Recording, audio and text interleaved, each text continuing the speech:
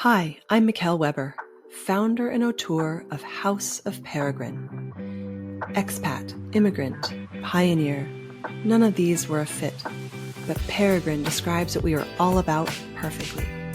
Those that craft their life story with intention.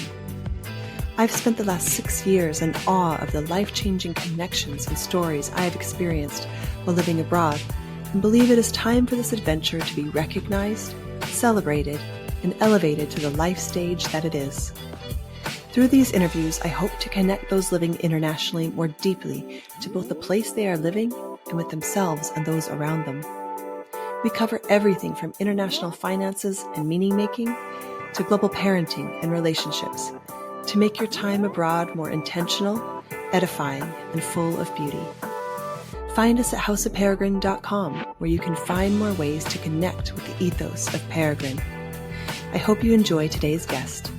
Let's get started. Hello, everyone, and welcome to the House of Peregrine podcast. Today, I'm excited to be joined by Yann Ghisalberti, who is a IT specialist turned ADHD coach for adults and adolescents. Yann, I want to get right into it with you because our previous conversations and the work you're doing is really, really important, and also the way you're going about it, I really enjoy, and I want people to get to know you and your work. So go ahead and if you just tell us briefly where you came from, and then we can just start talking about something we both love nerding out about, I think. Yeah. So thanks. First of all, thank you for inviting me, Mikkel. So I will start by introduce myself. So my name is Yann. I'm an ADHD coach based in Amsterdam, and I'm currently living my dream. I'm French. I think you can hear that with my accent.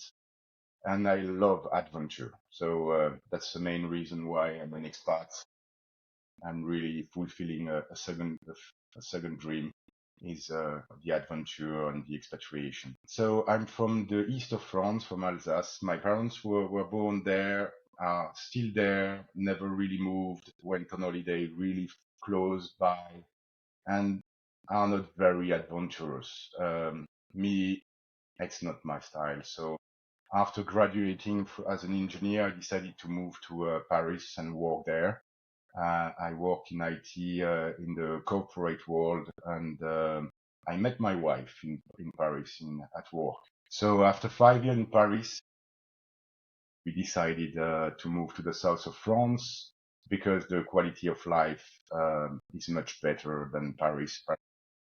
It's really nice as a single person, great, but as a family, Paris is not very great. So we moved to south of France, and our son was born there. After 5 years in the sun, we got a bit bored and not a lot of opportunities, and we wanted to take a bigger step. So my wife found a job in Amsterdam, in the Netherlands, and we moved the entire family because it was the really perfect opportunity to give an international dimension to our kids.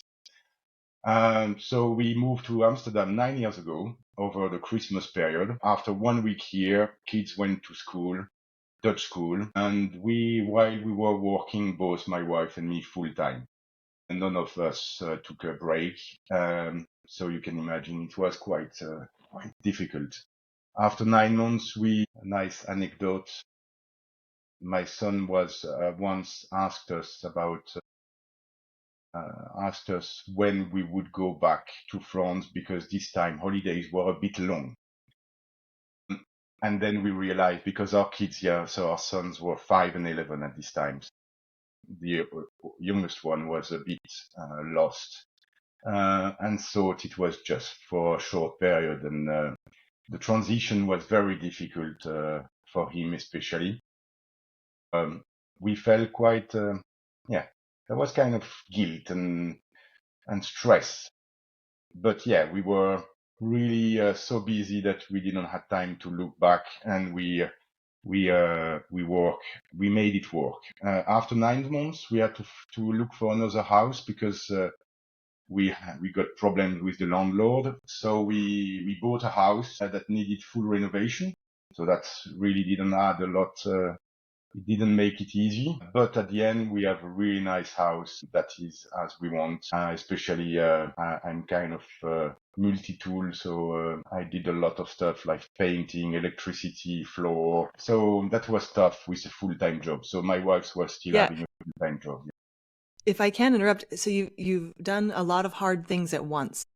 Yeah. So you've moved countries with young children, you've remodeled a house, you're both working full time. Any one of those things is actually a huge stressor, and you've added now 4. Yeah. No, that's Okay, true. why not? Let's just do it. That's I mean that's the attitude of a lot of international people. I think is like, I mean everything's hard, so let's get the life we want. And so Yes. then, yeah, so then We were pushing ourselves to the limit. So at the end, things went, we were, as you can imagine, it was quite very difficult, stressful, intense, but we didn't give up because we learned during our childhood to push ourselves and to be resilient. So I'm going to explain later on why. Because after some time in the Netherlands, I got diagnosed with ADHD. But let me first also explain that a bit how I managed to get this diagnosis. So I left the corporate world, and I joined Doctor Without Borders because I really wanted to have a meaningful job, not a meaningful, a fulfilling job. And this experience was really, really nice. Especially I met a really amazing psychologist there that helped me a lot and provided me amazing guidance. At one point, he recommended me to get an assessment on ADHD. And to be honest, when the diagnosis came, I was not really surprised. I suspected it for many years, but I always avoided to face the reality. Facing the reality was a bit too hard, I think. I lacked understanding of ADHD. I was also unconsciously believing that ADHD cannot be treated or cannot be fixed. So I preferred to be in denial, and I never really looked into it. But moving abroad, complex work, tough situation, kids, everything made it so difficult that I needed to get help. As you can and imagine. this is a common experience though. Later stage diagnosis is pretty common worldwide, Exactly. but especially if you've been raised with this resilience and you just think everything's hard, if you stay in your same country and you kind of have that kind of infrastructure, you can almost kind of make it. Is that right? Like you were not feeling the effects of this in your home country as much, maybe, because the stressors were not adding on, So and you were first able of to all, cope. my home country is France, and in France, ADHD is not really recognized for adults. It's changing, but a few years ago, many psychiatrists mentioned that ADHD disappear when you get adult. And there are still a lot of psychiatrists that believe this. The young generation, no, not anymore, but the old generation still. So first of all, it was really, I wouldn't have been diagnosed in France. So that's for sure. Suddenly, my parents saw that there was something going on when I was a kid. So they asked my family GP, and the GP said, yeah, I'm full of life. That's much better than a kid completely zombie. So just do sport. So I did 4 times sport per week, or 5 even, which helped to cope and compensate. And then I learned coping mechanisms. But also in terms of mentality, the generation of my parents were not asking for help, were not going to see psychologists. It was really kind of for many reasons. One, it's kids are after the so you don't complain, you just go on. Two, it's shame on the family. And three, psychologists or psychiatrists are just for crazy people, psychopaths, and people that need to be locked in a room in a prison, or hospital. Yeah, So there's a lot yeah, of that's a lot of stigma. That's a lot. No lot of wonder you had. stigma.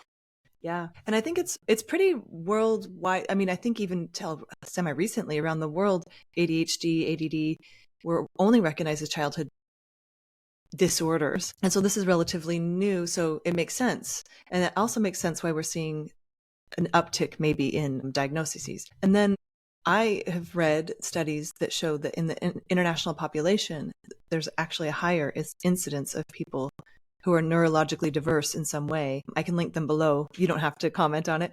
But I do find it very interesting because I think it's pretty common, your experience, and you can comment on this. Do you see this a lot in your clients where they really do, they have a lot of capacity and a lot of, they don't see the downsides of some things. So they overcommit or they take on challenges that maybe other people might shy away from. Do I have that right? Do you see that in your clients?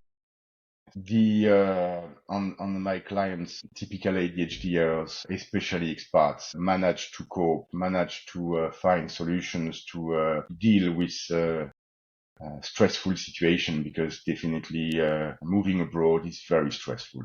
So and they do it by really pushing themselves hard, really amazing resilience, able to do impossible things. And definitely a lot of employers in the Netherlands, or a lot of employers in high tech, or look for profiles like this, that performance, are pushing themselves hard, are really overachievers, you know.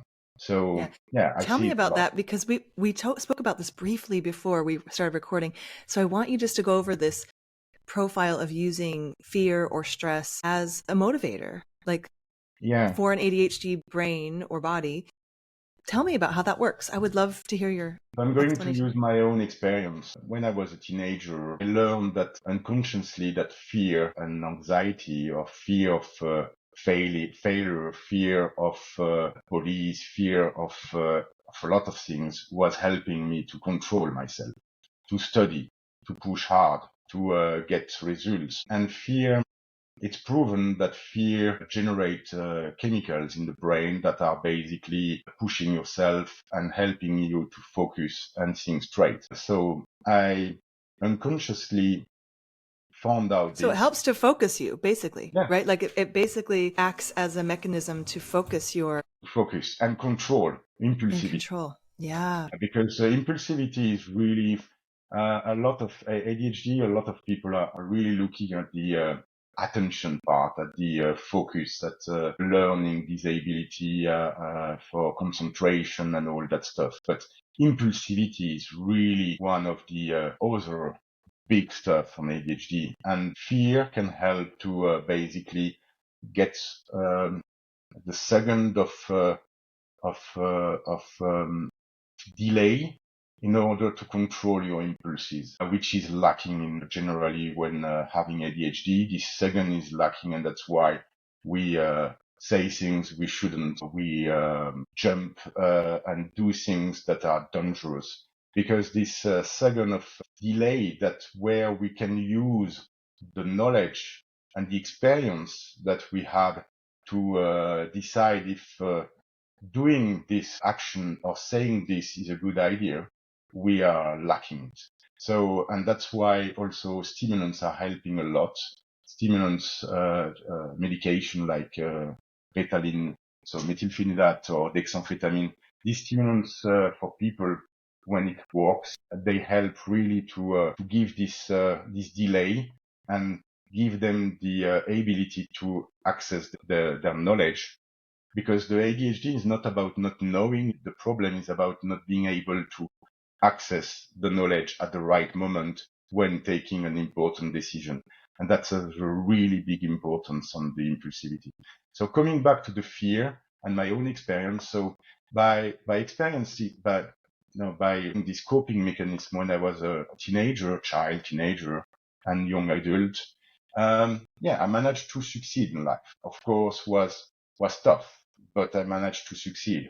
But then I paid the price of it, because when you start to use more and more a coping mechanism, and you overuse it, the coping mechanism become a problem. It's not a solution anymore, but becomes a problem.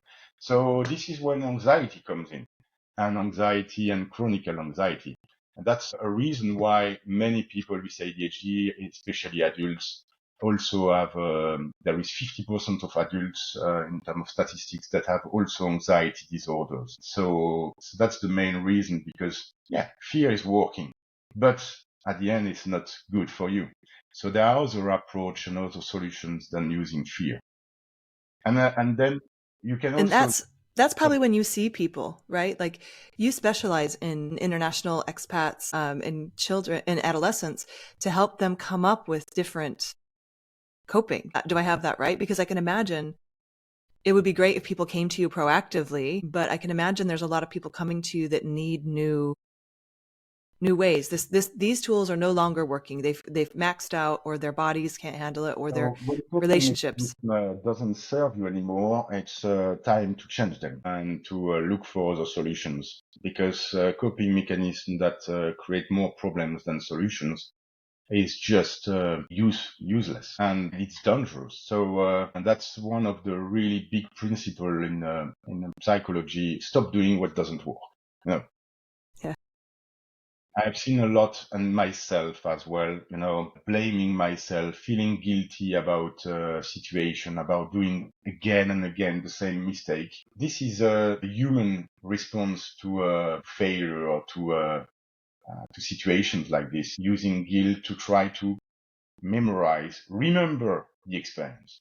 But when you use guilt so much, and at the end, you still do the same mistake, and then you are automatically, unconsciously just increasing the guilt, but it doesn't change the result, because you still do the same mistake, because the problem is not, it's more related to the brain, how it works, ADHD, and how the brain process the information of the situation. So you just increase guilt, you just feel bad about yourself. So it really impacts your self-esteem. So why should we continue to use or to feel guilty? Because it doesn't serve, it doesn't help. So It got you through to this point, but now it's no longer working. And it's actually maybe hurting you and leading to burnout, or exactly, worse, or deterioration of relationships or health, or and exactly. I would like to ask you really quickly. So this is something I'm thinking about a lot, is this fundamental difference. And I want to hear your thoughts about this. It's not like what I've heard, and it really resonates with me, and I want to hear your thoughts, is ADHD brains, autistic brains, they're not regular brains and bodies with a deficiency. They're actually built and wired differently. Does that resonate? So in a Yeah. way, when you're using these mechanisms, it's would you consider it masking, or it's trying to fit your body and your brain into, it's translating? Is that? Yeah, so then I can really also, this resonates a lot, and mixed with what you mentioned about some studies, there is really a link between the environment and the ADHD brain. So if you take someone with ADHD that is really passionate about photography, and loves to be in the nature, take pictures there, he's going to function very well, and he's going to be really amazing in his job by being really patient. Because a lot of people think, yeah, people with ADHD cannot be patient, but they can when they really love what they do. Being patient, really being super sensible to details and to noise, to really take the right picture in the nature, and everything goes very well, and the person is completely functioning. They're in flow. They're like, and and what I've heard also, which really resonated, is that ADHD or ADD, that spectrum, is not a lack of attention. It's actually, you have too much attention. It's just spread Exactly. out. It's like the aperture on the camera is letting in too much light. It's the problematic about the stimulation. So it's really, there have been studies around the cortical, the eye, and the capacity to get, the fact that the eye gets too much information, or behind the eye there is the part that I forgot the name, of course, the part behind the eye that is basically transforming the visual information into signal for the brain, that is over functioning. So some studies are saying that this could be a reason why too much information arrives to the brain, and the brain is just not able to manage all this information. Or at least it's not able to manage it in a way that helps you fit in a school work environment the same way. Yeah, And so because to take my example before in the nature, it's really like there is not so much stimulation. It's totally different because when this person or this person comes back to Europe to show his pictures and arrive at the airport with a lot of people, a lot of noise, a lot of smell, a lot of stress, and then to the subway where it's totally crowded, person start to be in total stress. And that's really, but being in the middle of wild and dangerous animal was really not stressful, but being in the middle of a lot of people, a lot of noise, a lot of light, especially light also. I don't know if I have heard a lot on myself as well, complaints about the intense light in shops. It's yep, really, shops. they make it really, it's on purpose that there are a lot of light so that you really look at everything. And but for me, it's hate shopping for this kind of reason. Yeah, smells. And so that it goes to this notion that I really want to further in the world, assuming that it's accurate, is that it's not necessarily that there's something deficient about this. It's a world that's built for people who are built a different way, and where it's actually an appropriate response. So if someone who this were built for were to walk into a place that the music was blaring, there's strong smells, and there's light that's flashing in their face, they would also react this way, but that's just not how their systems are built. And so it's actually what I would like to what my assumption about this is this is actually an appropriate response to the stimuli that's coming in. It's just not the same for everybody. The way the stimulus comes in is not the same for everybody. Yeah. And Yeah. I totally agree with this. We all have different reactions to this situation, and the environment is very, very much important. One of the first advice from a psychologist helping me with ADHD was to change environment and adjust the environment so that I could fit in or feel more aligned with the situation. Yeah. The Just problem is not be that, stabbed in the face all the time. Like just not overwhelmed. Your nervous system calm. yeah. So and What was that, that? yeah, sorry. No, I'm sorry. So I want to know how that led. So continue your story, if you would, about that process, because you were in IT, you were kind of Yeah. So like in this environment where you were also feeling the people that's you were managing. and that's a really good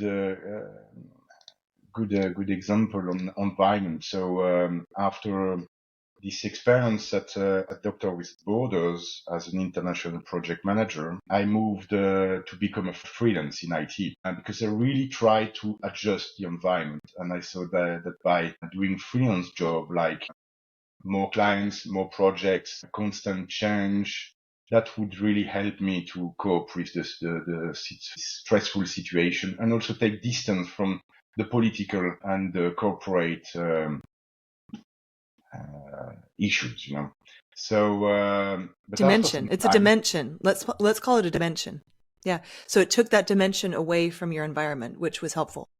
so but at the end, it was really. I found out after almost 20 years, that the problem was basically not the environment. It was more the job itself. I was done with it and not really enjoying it anymore. There was things that I was enjoying. So first, the IT work or IT job is very rewarding in terms of financially. You know, it's very comfortable financially. It was really secured and helped me on the making sure that my family could have enough money, that we can do everything we want, that we can build a house. That's really good. And that's really helped me a lot, especially as I mentioned, I used for many years anxiety, fear, then I got anxiety and working on my anxiety and recovering from chronic anxiety, I found out that, yeah, I don't have the anxiety anymore of not being able to to be to financially Provide uh, for your family. Yeah. yeah. So so then I realized that money was not really important to me. Was a stress factor, was generating anxiety, but was really not a driver. So I looked at my drivers and I looked at what really generated satisfaction in my IT missions, jobs or whatsoever. And as an IT manager, project manager, I was really getting satisfied by helping my team. I saw so many people struggling with high stress that I tried to support them as much as I could. So I helped people to avoid burnout because I was seeing signs of it, and I was helping them to get aware that they were going too far. And So, was this after or before your own diagnosis? so no, that was, yeah, exactly. That was after my own diagnosis. So you were helping yourself and then helping others as you were going with your new awareness, which is really beautiful. That's really No, cool. it's Thanks for definitely. So after our Doctor Without Borders, I got the diagnosis of ADHD. And this is where basically I learned a lot about ADHD, a lot about myself. I did CRT, how they call in Dutch, cognitive behavior therapy to help on the ADHD. And then I continued this growth journey with therapy. But after some point, I got kind of stuck in the therapy process. And by starting coaching, it really helped me to grow. And why do you think that is? I think that this is a really important point, and a lot of people do get stuck here because especially if you are a mixed profile, I know you shared, I hope it's okay I share, you have now discovered you have the profile of, I always say it wrong, ADHD and autism. Is that So right? yeah, so exactly. So after getting diagnosed with ADHD, I also got diagnosed with ASD, so autism. So yeah, which is, So I love that you're bringing this up. Yeah. now I'm basically I have AuDHD. So it's not an official term, especially the DSM-5, so the Bible of psychologists, is not recognizing this combination as a diagnosis. So it's basically they're really looking at ADHD and ASD very separately. Therapy and treatments are really separate. But many people, and especially now, I see a lot about it. You can see on Instagram, you can see on Facebook or on LinkedIn a lot about ADHD. So it's autism and ADHD, which is really the combination. And I have a feeling that ADHD is it's it's kind of I don't know if it's exists. It's more and more people have a combined version. It's because I'm also surrounded by people with this kind of profile. Because pure ADHD, it's kind of tough to really succeed or to really be able to move abroad, to be super performant. But the mix of it make it easier because the autism on one side is kind of the need of structure, the rigidity, and usually also what they call the Asperger. High potential, smart, basically combined with ADHD, which is more like impulsive and let's move abroad, let's do crazy stuff. Yeah, let's It's go really skydiving. kind of my brain is in constant battle. So my ADHD is like let's go tomorrow to a party, and my autism is like I'm recovering from the flu and might get more sick if I really party tomorrow. So I should better not do that. Right now, I'm really fighting. They are fighting together to really take the right decision. So it really helps. It helps to, so one compensate the other and the other compensate the other. But sometimes it's really difficult because then they fight, and at the end, nobody is right and there is no decision taken. So ADHD can be a really tough situation. If you're interested, I can also give some example of common signs of ADHD. I'm not sure that's Yeah, let's interesting. put that in the link. Let's put the, if you have it. But I think it's worth noting that everyone experiences this differently, and that diagnoses only exist so that people can help. Like the diagnoses are changing constantly. Maybe not in the DSM, but the DSM does change frequently because it's a very so far poorly understood way of a body and a brain working. It's understood more and more, but now I think people who are actually experiencing life this way, are actually becoming more increasingly demanding that they be involved in the actual testing and diagnosing and all this stuff, because it really is hard to, if you are in a neurotypical body, to make studies that are accurate for the experience. And so I think it's worth noting that this is what you're describing is something that has come from the community of people saying, wait, I don't fit either of these man-made diagnoses. I'm a combination. And then more people were like, me too. And so that's how this is a little bit a way of like people who live their life this way and were born this way are coming to the forefront and saying, hey, this is what I'm experiencing, which I think is really beautiful. And so what I wanted to ask you is, therapy is a really, really maybe important step, but a lot of people get stuck in this where they're like, maybe therapy is helping in some ways, but then they need coaching on the other part too. Tell me how that worked together for you and how maybe you see it, because they are kind of complementary sometimes, especially if you're diagnosed late. I mean, you know what I'm saying? If you're not a child, and even if you are a child, you need help understanding how not only your past and how your body and brain work and how that's affected you. And like you said, caused anxiety or these side effects or comorbidities that go together. But then how do you move forward in this?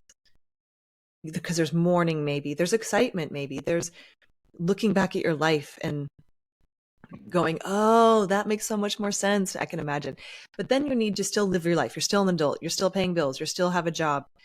In your case, it led you to retool and reinvent how you spend your time working. So tell us, maybe guide us through that, how it can work, or how it did work for you and how you're seeing it work. Because I think it's an important piece of the puzzle for people to understand. This is a big deal to understand how you work. Exactly. Can be exciting, but also it's really a lot challenging to get the right help, and because, as you said, everybody is different. Everybody experience situations differently, and everybody experience ADHD or ASD differently, and especially with a blended mix, it's really tough. Because let me take an example. After getting my ADHD diagnosis and treatment, cognitive behavior therapy, I got my ASD diagnosis, and then I started autism kind of therapy, in a really specialized center for autism. When I arrived there at the intake, I mentioned I also have ADHD, and they were like, "Oh, that's amazing. That's very interesting, because we don't really have a lot of experience with this, and basically we learn from you." So I was a bit surprised, let's say. Were you a bit scared? Were you scared too? A little bit scared? Scared and not very comfortable with the situation, because I was really hoping to get support and progress with, now that I knew that I had combined diagnosis, that I could get help. So, but they really then focused a lot on the autism, where before I focused on the ADHD. And at the end, it didn't work out so much. And then I looked for someone that had the both experience. This person helped me. And the first thing was like, he was clearly saying that there is not a lot of people able to really treat. They're not trained in it. They don't have the training to really address both. And even in terms of knowledge, it's very, very tough to be specialist on both approach, because there are really, sometimes there are common things, but they're also in contradiction. Odds. Yeah, they're at odds sometimes. But so in my case, this combined diagnosis was a reason why a typical therapy was not really working. But I have also discussed or heard from clients that even for single diagnosis on ADHD, they were not achieving, or they learned a lot, psychoeducation, they learned a lot about coping mechanism, cognitive behavior therapy to stop some destructive patterns and replace by more healthy. Yeah, they have a lot to share. So, Yeah. but the problem afterwards, and especially with ADHD, is about being able to implement and to use the knowledge. As I said before, the impulsivity, high impulsivity is really a problem, because when I got the cognitive behavior therapy, 70% of it, I already knew it. I already learned by myself, and I already knew it. And the problem was not about knowing. The problem was that when I was facing a situation, I was unable to remember this knowledge and apply it. So this is where I really found the help and I managed to progress with coaching. Coaching really look more in the future, look more at how to implement strategies that really works for you, how you can change patterns, how you can basically really implement and access the knowledge and be aware that impulsivity can be controlled on a way. So it's also, helping Harnessed. on accepting the diagnostic, which also takes a lot of time, accepting the disability part. But we are talking a lot about disability and stuff, but there is also a lot of positive stuff with ADHD. And I hope we also can conclude with this, because I really think it's important to pinpoint all the positive stuff with ADHD. The only thing, as you mentioned before, in our current environment, society. I want to mention one thing, Jan. I want to highlight one last thing, and then I really do want to because I truly believe what you're saying is true. There is something I'm picking up on that maybe isn't true, and I've studied a bit myself, is this idea of being ADHD, autism, and maybe even they call it 2E, so high intelligence with a difference in neurological. So again, I don't want to diagnose you, but I think a lot of people who have made it very far, like you said, you already knew a lot of these things. You had to learn it on your own. This happens a lot with, like, if you have high, and again, this is not a bragging thing. So if you're a 2E, it's like you have a high IQ and a difference, a neurological difference. And so I don't know if what I'm sensing is maybe that's And how you got through.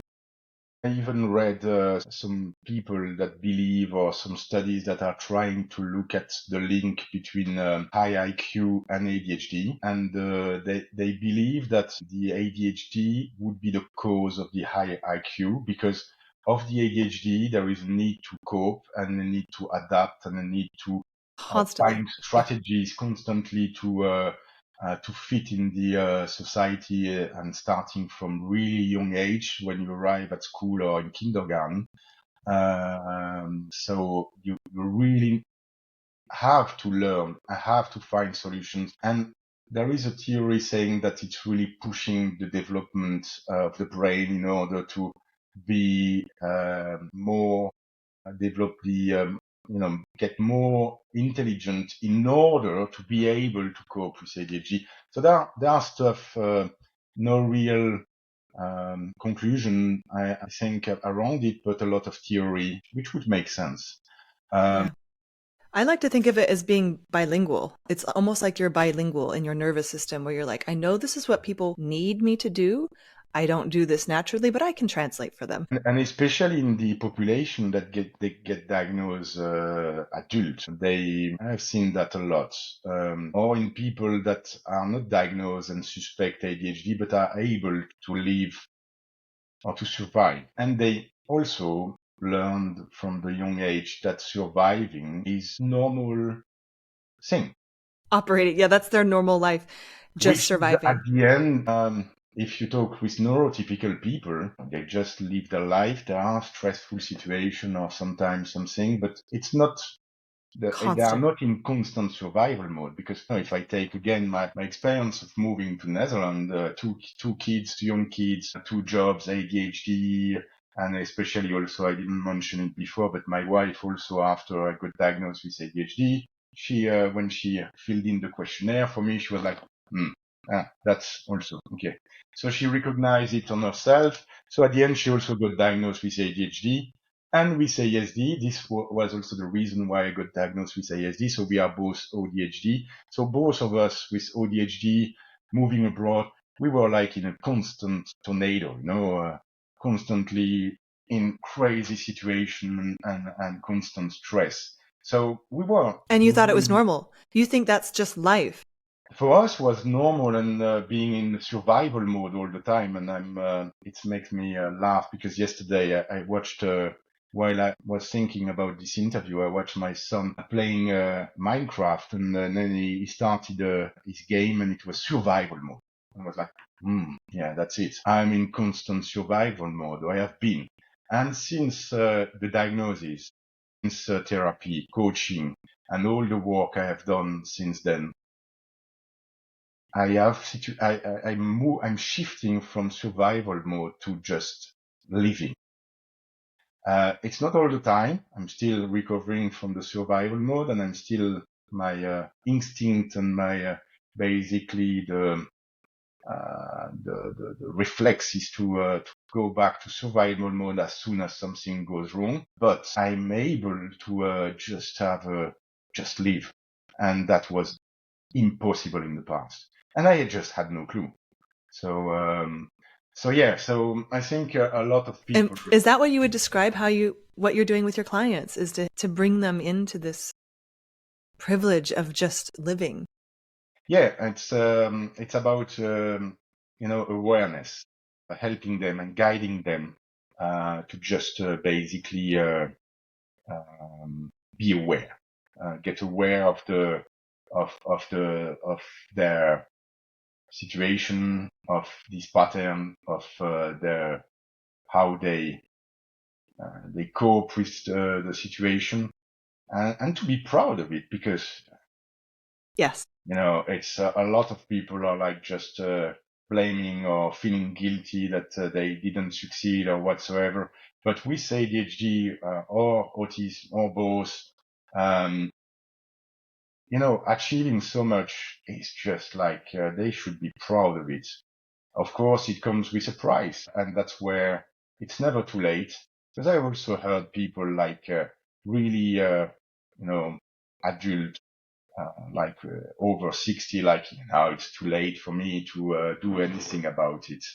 And I have experience. I talked with a psychiatrist on this, and he mentioned that he has seen some people like 65 plus when they got retired.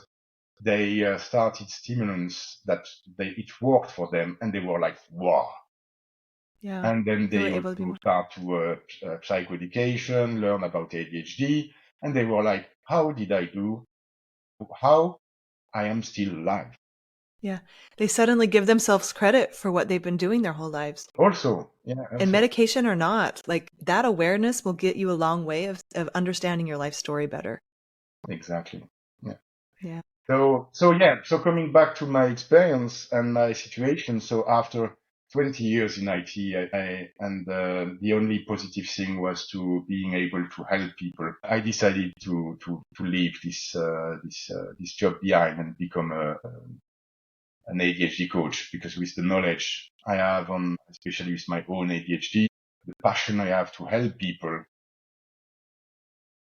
This is a superpower. Becoming an ADHD coach was obvious, and I'm really fulfilling a dream now. And I'm finally, a lot of friends, a lot of people around me are saying that are really seeing a big difference. And since, they mentioned as soon as I stopped working in IT and I started this journey, they are really like, they see a difference in me, and they're very, very positive about it. So very happy and very, happy that I have the chance to be diagnosed, and the experience I had to then move to this domain and this work, because I really love it. And to pursue this passion, I've started a really big and indefinite training program, because it's very essential to become a successful coach to have continuous training. I don't think, and that's also very interesting, because I'm very curious and I'm a person that can get bored quickly. And you're in a field that changes constantly, so that works great. You got it. Yeah. And Yann, you and I talked earlier about this, and I really want to make sure people hear it. So your clients often come to you with a problem or a tip of the iceberg is how you described it to me, which I really Yeah, loved. exactly. So tell me about that process when your clients come to you, because it's often maybe their spouse or they come with a problem. So start there. They come with a problem and then tell us about your process, because I think it's really unique and also powerful. So basically, initially, when people contact me, we have a first intake. During the intake, as you mentioned, they come with a problem. If not, they wouldn't come. This problem is really the top of the iceberg, you know.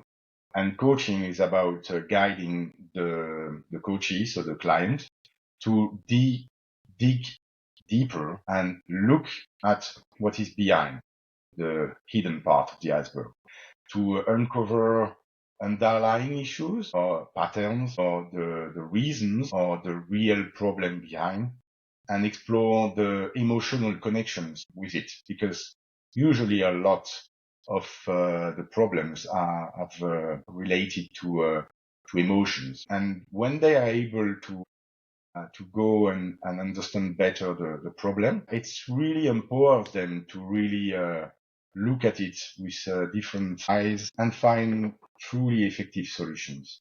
So it's really common that the first request, I call it request for help, so that is expressed by a client after the intake sometimes, or after the first session, it completely changed. It's linked, but it's totally different. So that's very much how coaching is addressing and how coaching is working.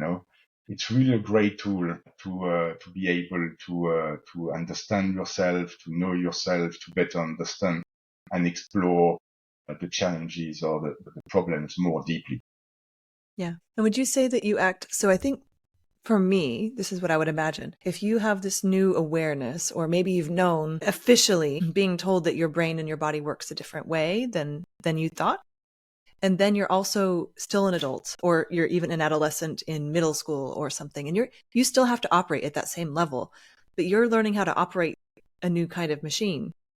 So that's one. I don't like referring to bodies as machines, but you know what I'm saying? Like, your manual just changed with how you operate in the world. So that's one step. But then every emotion and every action you have usually is pretty logical, right? Like, people don't really act illogically that different that often. But when you understand what's underneath it, that's when you can actually change the things that are maybe bothering you. But if you're just trying to change the action, it will never be lasting, or it'll be harder or more. Exactly, but change them or accept them, because Yeah, also that's really good. Yeah. a lot of teenagers or adults being diagnosed recently, they just have difficulties to accept that there are things that they are not good at, because they have on some other things, or for things they love, they are really able to do amazing stuff. They're really super smart and super capable to do really complex stuff when there is dopamine. So when basically there is interest, when they love it, or it's really easy. But things that they really don't have interest, or also on some executive functioning, I can go explain that further after.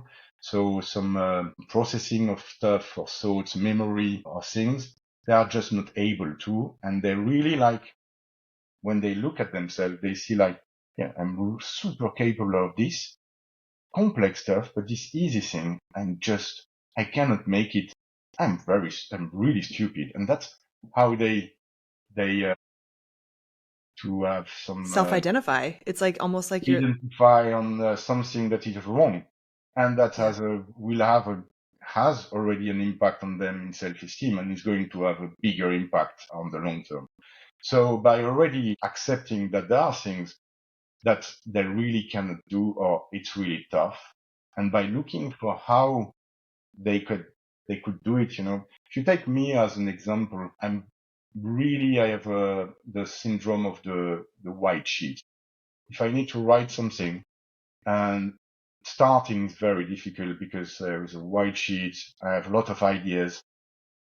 The ideas and the content is not the problem. It's just starting. Where do I start? And now that there is AI, I just dump my ideas in AI. It's giving me some start. I put it in the sheet, and then I'm There you started. go. Then And I'm that's using part of this almost acceptance. everything, and I'm Yeah. not really using AI anymore. At the end, perhaps for grammar, because I'm not a English native, but it's really helping a lot. And before I was like beating myself, saying, no, I'm smart, I'm educated, I should be able to do it on my own. I'm not going to use AI because this is for lazy people. No, it's just tools that are available that helps you. So by accepting this, it's also so because sometimes problems are really, the solutions can be really different. And by exploring the different solutions with the coachee, I usually in brainstorming sessions, we really, the coachee comes with a lot of ideas. I bring some ideas just to add on top of it. And the last idea I ask the coachee to bring is like, give me a stupid or a crazy idea. And it's funny because this crazy idea can become really the solution, but up front they would be like, no, that's too crazy. It's not something, it's a good idea. People will judge me, blah, blah, blah. No, if it works for you, whatever idea, whatever solution is good. Yep. And it's never going to seem normal because you are not. No, But and what is yeah, normal, you know? Being normal is a concept I already thought when I was a teenager and a young adult. I was fighting it, saying that you know, being normal is just being part of the majority of people. But if everyone would have ADHD, the people without ADHD would not be normal. Normal or not, it's a concept of perception. yes, absolutely. I could talk to you about this for hours, literally. I want to go over one more thing about, I think, what your approach. I think what's sometimes, it's not for everybody, but people who have neurological differences often feel things differently and they can feel into things differently. And I think that when we were talking before, I felt that in one of your superpowers is to be able to empathize in a new way. And so you said with your clients, you help them see where they're maybe lying to themselves, which is a really strong word, but it's a really loving way of saying, there's a block and maybe I can help you find it. And that will unlock a bunch of magic. And so I think that's partially part of your magic as well. Yeah, the coaching is the magic of coaching is about asking questions, you know. So as a coach, I'm asking a lot of questions so that the client can reflect and look at hidden spots.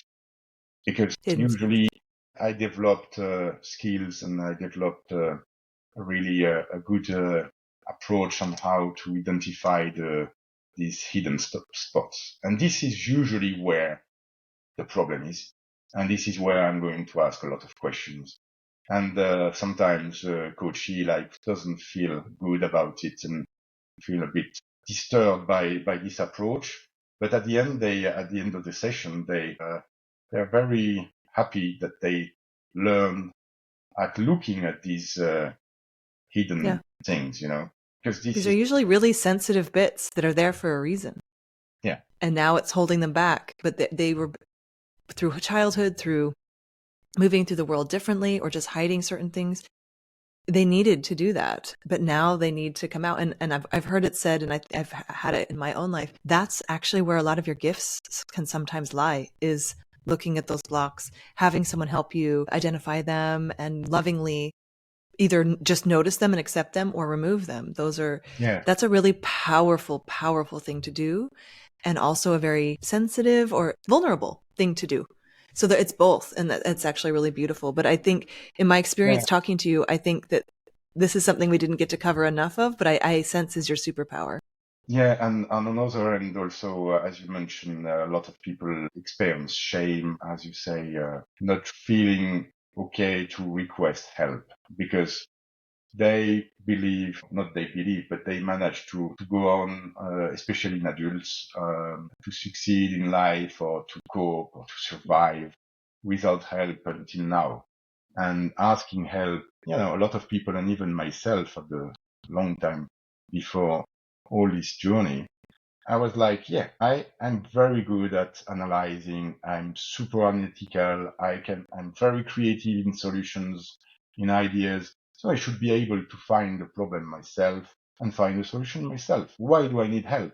And this is where really people should stop having this belief that they can achieve everything by themselves. And it's funny because I have discussion with people around that during networking events or chit chats, and they're really like into, yeah, I don't need help because I can manage and stuff. And I'm like, and then I'm using this example. I'm saying, okay, what do you do as work? And usually they are working in a complex environment with a lot of people. And I'm saying, okay, so the result of the work is collaboration between a lot of people. You couldn't do everything by yourself, right? No. So you need others to be able to accomplish complex stuff that perhaps you could do on your own, but that would take you ages.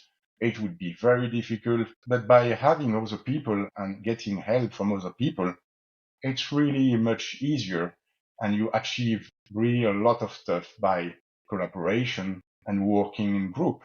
And they're like, yeah, sure. It's suddenly like this. We're very collaborative, very stuff, and very oriented to teamwork. And I'm like, and that's about coaching. It's really a partnership, a collaboration to really help the person to go deep, to look deeper and understand and learn faster. Yeah.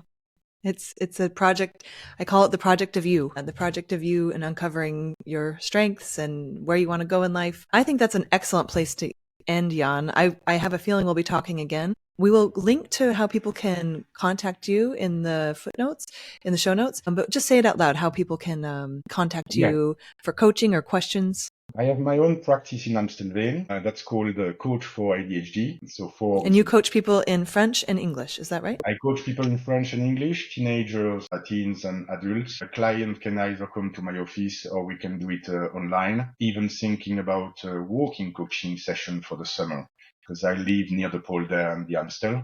So I'm very flexible. What is important is that it works, and it's different for every person. So I'm really looking at what works for each person. Usually I start with face-to-face sessions and then transition to online meetings. And that's very helpful, especially with people, when people struggle with the punctuality with ADHD or the stress of being in person appointments. So they can contact me either via my website. So there is a booking system. Usually it's really better to start with an intake. There is a free intake of 30 minutes where we look at the problem and we learn to know each other and see if that works, because that's very important, that there is a really good connection between the coachee and the coach. It's very different than really with psychologists or therapy, because usually with RZ, with the Dutch mental health system, you don't have a lot of choice. You just take the person available. Here, really important to choose your coach that you feel good with. And also a very important thing, so they can contact me for sure, but if they find other coach, I'm very happy for them. Just they need to make sure that the coach is a member of coaching association, Dutch coaching association, because coach is not a regulated job. So basically, everyone can call themselves a coach. So be careful on choosing the right coach. And usually these coaches are basically a member of associations that the association is checking that the coach is has the right skills, competencies, and also strictly adhere to code of conduct, strict code of conduct. So that's very important. So on my website, they can book an intake, and I'm happy to discuss and look at the problem with them. Thank you, Yann. I've really enjoyed this conversation, and I feel like we could talk about this for hours. I could geek out on this. I will link everything in the show notes for people. Thank you, everyone, for joining us, and I hope you enjoy the rest of your day. Thank you so much. Okay, that's it for today. I hope you've enjoyed our show. For the latest insights on living internationally, join us at houseofperegrine.com to find out how you can connect with our community. Let's craft our life story with intention together.